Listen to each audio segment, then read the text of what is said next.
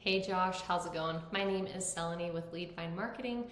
I work with small business owners across the state and was doing some research, came across your company, saw you guys were running some ads. So I figured I would shoot this quick video over to you, give you 3 tips that you can do today to bring in more customers to your business and beat your competition online.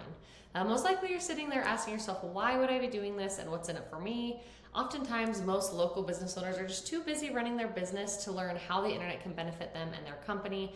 And sometimes the only hesitation they have to hiring someone is that they don't know who's an expert and who isn't. So I found that by giving people an easy, free attack plan of things that they can do to impact their business, it's resulted in some of those local business owners still raising their hands and saying, hey, I like what you do, please do it for me. So if by the end of this video you've liked what you've heard and can see that I've got a lot of tricks up my sleeve to help your business, shoot me a message back, we can chat. Or if at the end of this video you simply want to take the free attack plan that I give to you and do it yourself, that totally works for me too, no pressure. So let me show you the 3 things that will set your company above your competition. And I don't want to waste any more of your time or mine, so I'll be as brief as possible. So the 3 things that we're going to cover today is first, content, second, citations, and third, backlinks. So first up is content. So looking here on your website, content is basically anything here that you see on your front page that is highlighted, including pictures, what the pictures are saved as, and even what's behind the pictures. That can all be considered content.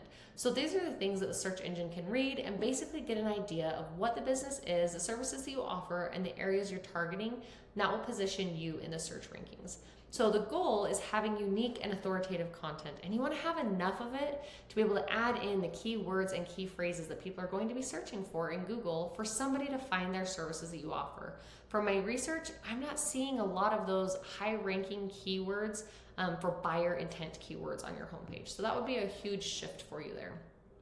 Looking at your website, it looks like you probably have 600 to 800 words on your homepage. You typically need about 1,500 words to be optimized with Google using the right keywords and potentially even more content depending on the competition level in your area.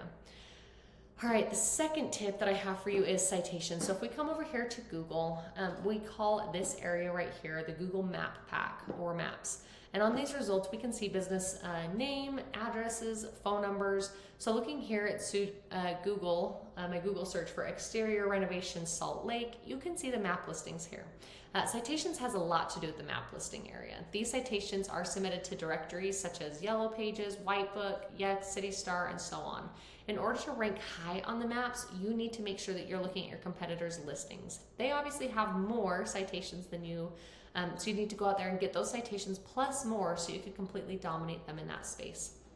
Now, the third thing that I want to go over with you is backlinks. This is another very important aspect to Google. It has a lot to do with this organic listings section down here. And I'm not saying your site as number 1 or in the top organics down here. Now, this is where you want to be, and in order to get here, you need to beat out the competition in every aspect. Backlinks are like a popularity contest back in high school. You want the coolest, most popular kid or sites in this situation to be pointing back and recommending your website. But there's more to it than just than that. The backlinks that you obtain works a lot more effectively when you have relevant sites linking back to you. For example, if you have a remodeling company linking back to you, that would be much more effective than, say Pizza Hut linking back to you because you don't make pizzas for a living. So you just want to make sure they're relevant. And now if we head over to one of my tools, this is called Ahrefs. You can see your website here, your domain here.